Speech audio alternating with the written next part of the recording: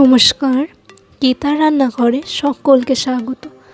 আজকে গীতার রান্নাঘরে বানানো হচ্ছে ফ্রাইড রাইস। চলুন তবে দেখে নেওয়া যাক ফ্রাইড রাইস বানাতে কী কী লাগছে।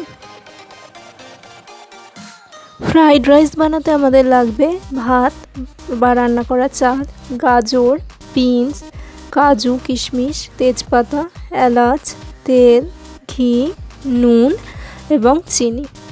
চলুন তবে দেখে নেওয়া যাক সহজ পদ্ধতিতে ভেজ ফ্রাইড রাইস কী করে বানানো হচ্ছে।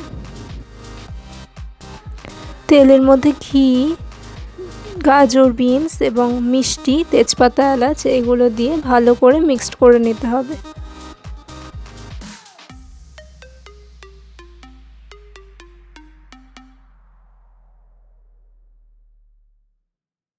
সবজিটা ভাজা ভাজা হয়ে আসলে দেখুন কাজু এবং কিশমিশটা কিন্তু দিয়ে দিতে হবে। এরপর রাইসটা দিয়ে ভালো করে মিক্সড করে নিতে হবে।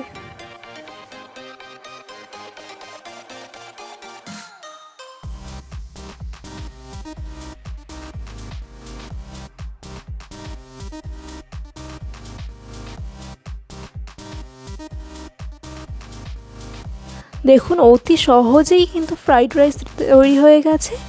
আপনারাও চাইলে এভাবে তৈরি করে নিতে পারেন। আর রেসিপিটা ভালো লাগলে একটি লাইক অবশ্যই করে দেবেন আর চ্যানেলটিকে সাবস্ক্রাইব করে নেবেন। Thank you.